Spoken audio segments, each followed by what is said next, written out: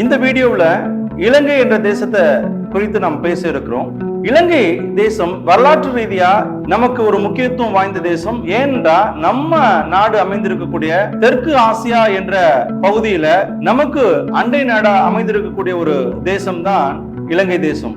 ஆகவே இலங்கை தேசத்துல என்ன நிகழ்வு நடந்தாலும் அது வரலாற்று ரீதியா வெளியுறவு கொள்கையில மிகப்பெரிய அளவு ஒரு தாக்கத்தை ஏற்படுத்தும் என்பதால் அது இந்தியாவிற்கு ஒரு முக்கியமான ஒரு தேசம் அது. ஆகவே நாம் அந்த தேசத்தை குறித்த அடிப்படை தகவல்களை நாம் இந்த வீடியோல நாம் பார்க்க இருக்கிறோம். இலங்கை என்ற தேசத்தை குறித்து ஏன் இந்த நேரத்துல நம்ம பேசுறோம் அப்படின்னா, சமீபத்துல இலங்கையில அதிபர் தேர்தல் முடிந்து 9வது அதிபராக ஒருவர் தேர்ந்தெடுக்கப்பட்டிருக்கிறார். வரலாற்று முதல் முறையாக இலங்கையில ஒரு கம்யூனிஸ்ட் தலைவர் ஒருவர் ஜனாதிபதியாக தேர்ந்தெடுக்கப்பட்டிருக்கிறார். இப்போ தேர்ந்தெடுக்கப்பட்டிருக்கூடிய 9வது ஜனாதிபதி அனுர குமார திசநாயக்கா தான் அவர் சார்ந்த கட்சி ஜனதா விமுக்தி பெரமுனா என்ற கட்சி. இது 1980களில் இந்தியாவிற்கு எதிரான ஒரு நிலைப்பாட்டை எடுத்த ஒரு கட்சி. இலங்கை நலனுக்கு எதிரான ஒரு நாடு என்ற ஒரு நிலைப்பாட்டை எடுத்த கட்சி.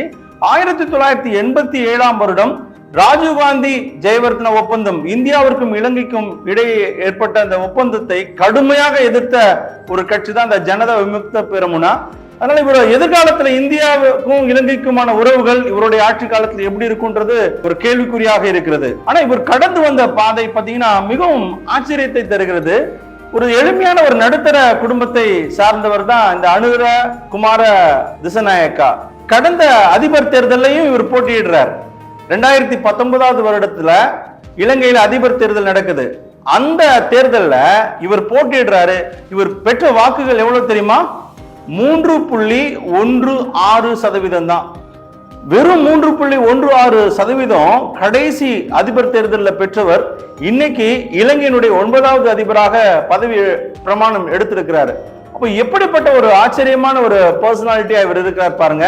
இலங்கையினுடைய வரலாற்று ரீதியான பெயர் சிலோன், ஆனா அதிகாரப்பூர்வ பெயர் இலங்கை ஜனநாயக சோசியலிச குடியரசு என்பது.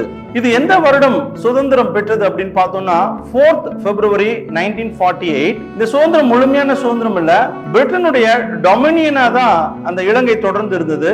பிரிட்டனுடைய காமன்வெல்த் கண்ட்ரியா தான் அந்த இலங்கை தொடர்ந்து இருந்தது. இது எப்போ ரிபப்ளிக்கா ஒரு ஃபுல் ஃபிளெட்ஜ் இண்டிபெண்டன்ஸ் அதற்கு எப்போ கிடைக்குது அப்படின்னா 1972 மே மாசம் 22ஆம் தேதி அதற்கு ஒரு ஃபுல் ஃபிளெட்ஜ் ரிபப்ளிக்கா இலங்கை மாறுது. இந்த தேசம் எந்த பகுதியில் அமைந்திருக்கு நம்ம பார்த்தோம்னா இந்திய பெருங்கடலில் அமைந்துள்ள ஒரு தீவு தேசம். இது ஒரு ஐலண்ட் நேஷன் தான். இந்தியா தீபகற்பத்தையும் இலங்கையையும் எது பிரிக்குது அப்படின்னா பால்க் ஜலசந்தி இந்தியாவையும் இலங்கையும் பிரிக்குது.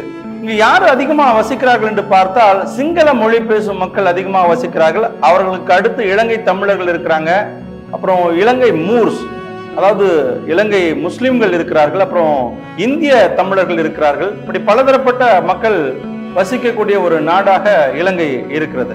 ஸ்ரீலங்காவில் இந்திய தமிழர்கள் என்று சொல்றோம் இல்லையா, அது யாருன்னா மலையக தமிழர்களை தான் நாம் இந்திய தமிழர்கள் என்று சொல்கிறோம். இலங்கை தமிழர்கள் என்று சொல்லப்படுகிறவர்கள் வடக்கு பகுதியிலும் கிழக்கு பகுதியிலும், அதாவது ஸ்ரீலங்காவுடைய வடக்கு பகுதி கிழக்கு பகுதி, இந்த 2 பகுதியில இருக்கக்கூடிய தமிழர்களை நம்ம இலங்கை தமிழர்கள் என்று சொல்கிறோம். இந்திய தமிழர்கள் பாத்தீங்கன்னா மலையக பகுதியில வசிக்கக்கூடிய தமிழர்கள். பெர்சன்டேஜ் பாத்தீங்கன்னா 74%க்கு மேல சிங்களர்கள் இருக்கிறார்கள், 11%க்கு மேல தமிழர்கள் இருக்கிறார்கள், 9% மேல இலங்கை மூர்ஸ் என்று சொல்லக்கூடிய முஸ்லிம்கள் அங்கு இருக்கிறார்கள். இந்திய தமிழர்கள் 4.2% அங்க இருக்கிறாங்க. 0.5% அதர்ஸ். ரிலிஜன் வைஸ் பார்த்தோம் அப்படின்னா 70%, 70% மேல பௌத்தர்கள் அந்த பகுதியில அந்த நாட்டில் இருக்கிறாங்க.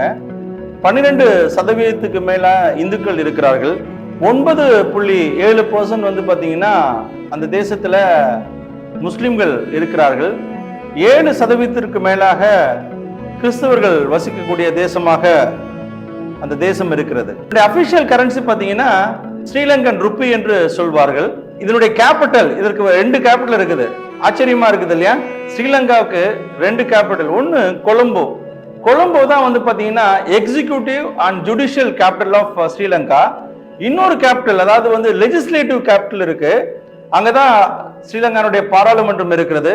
ஜெயவர்தனபுரா என்ற ஒரு பகுதி தான் லெஜிஸ்லேட்டிவ் கேபிட்டல் ஆஃப் ஸ்ரீலங்காவா இருக்கிறது. எந்த வருடத்துல இருந்துன்னா 1977 ஜெயவர்தனபுரா என்ற பகுதியில வந்து பாத்தீங்கன்னா ஒரு பாராளுமன்றம் கட்டுவதற்கு அவர்கள் தீர்மானிக்கிறார்கள். அது கட்டப்பட்டு 1982 இருந்து அதை இயங்க ஆரம்பிக்குது.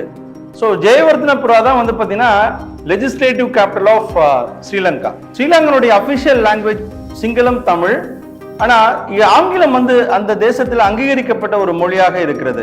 இலங்கை குறித்ததான தகவல்களை, குறிப்பாக சுதந்திரம் வாங்குறதுக்கு முன்னாடி இலங்கை எப்படிப்பட்ட சூழல்ல இருந்தது, 1948 சுதந்திரம் வாங்கினதுக்கு அப்புறம் அங்க ஏற்பட்ட இனக்குழு பிரச்சனை எப்படி இருக்கு, இன்றைக்கு இலங்கை எப்படிப்பட்ட ஒரு சூழல் இருக்கிறது, எதிர்காலத்துல இந்தியாவிற்கும் இலங்கைக்குமான எதிர்காலம் எப்படிப்பட்டதா இருக்கும், இப்படியான தகவல்களை குறித்து அடுத்த வீடியோவில் நம்ம பார்க்கலாம்.